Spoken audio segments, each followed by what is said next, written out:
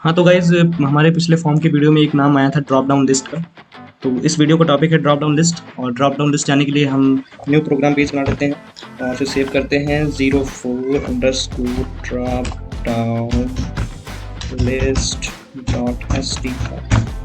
और मैंने यहाँ पे shift+1 एंटर किया और एक्सक्लेमेशन मार्क आ गया। मैंने एंटर प्रेस किया, मेरा पूरा कोड आ गया। इसका टाइटल रख लेंगे ड्रॉप डाउन लिस्ट।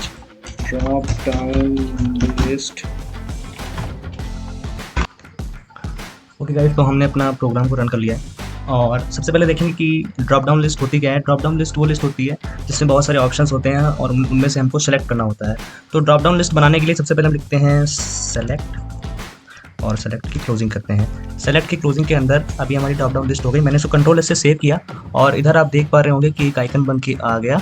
ये ड्रॉप डाउन लिस्ट का आइकन है और इसके अंदर एलिमेंट्स को हम रखेंगे। तो एलिमेंट्स यानी कि ऑप्शंस को रखने के लिए एक टैग होता है जिसका नाम है ऑप्शन। ओके, तो OPTION और इसकी क्लोजिंग। ओके, और मैंने इसमें रख दिया कि एक कार का नाम रख दिया SWIFT, स्विफ्ट नाम की कार को रख के मैंने कंट्रोल से सेव किया और यहाँ पे स्विफ्ट नाम से एक ऑप्शन आ गया।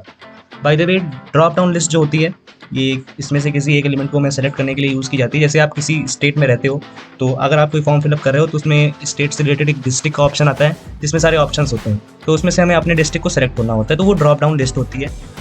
और इसी तरह से मैंने ऑप्शंस को क्रिएट कर लेंगे। तो मैंने Shift+Alt और डाउन एरो को प्रेस किया और कई सारे ऑप्शन को क्रिएट किया। मैंने स्विफ्ट की जगह ले लिया फॉर्च्यूनर। तो यहाँ पे मैंने कई सारे कार्स के नेम ले लिए और मैंने कंट्रोल इससे सेव किया।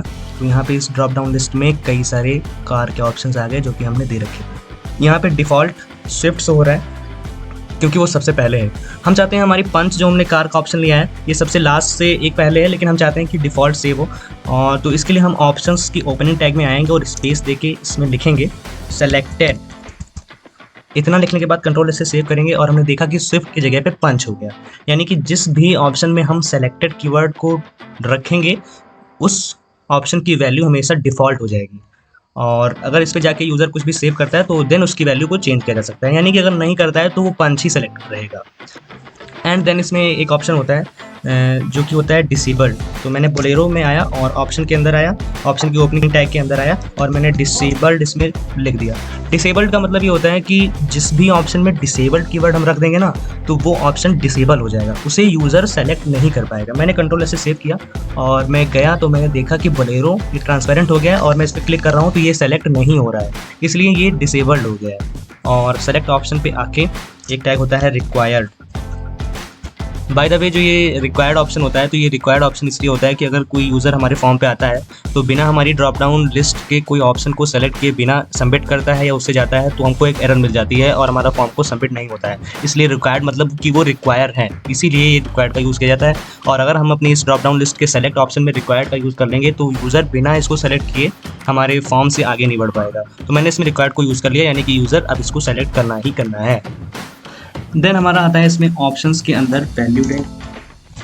और वैल्यू टैग में हम ये बताते हैं कि जो ऑप्शन में लिखा गया कंटेंट है, मतलब जो ऑप्शन है उसकी वैल्यू क्या है। इसके अंदर हम ABC और इवन हमारा जो ऑप्शन का नेम है ना स्कॉर्पियो, हम इसे भी रख सकते हैं। और वैल्यू ये बताता है कि उस ऑप्शन की क्या वैल्यू है।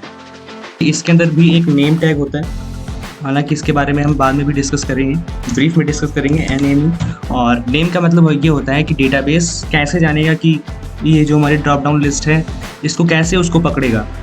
इसके हैंडल जो होता है ना, जो हमारे बैग का हैंडल होता है, हम अपने बैग के हैंडल को पकड़ते हैं। तो ये सेलेक्ट जो हमारी ड्रॉप डाउन लिस्ट है इसका हैंडल ये नेम है। हमारा जो डेटाबेस है वो इसको नेम के ज़रिए से ही इसको जानेगा, इसलिए नेम का यूज़ किया जाता है। इसमें हम ABC और कुछ भी इसमें लिख सकते हैं और सेम नेम हमको अपने डेटाबेस में लिखना होता है। तो गाइज़, ये हो गई हमारी ड्रॉप डाउन लिस्ट।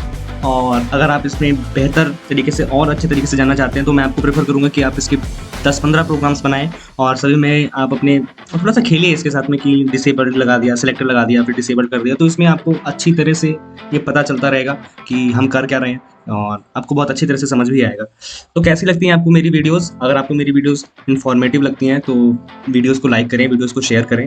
और अगर आप चैनल पे नए हैं ना तो चैनल को सब्सक्राइब करें, क्योंकि ये वीडियो सीरीज़ चल रही है और इसमें हम सब कुछ धीरे धीरे वेब डेवलपमेंट का सारा कुछ सीखते हुए चल रहे हैं।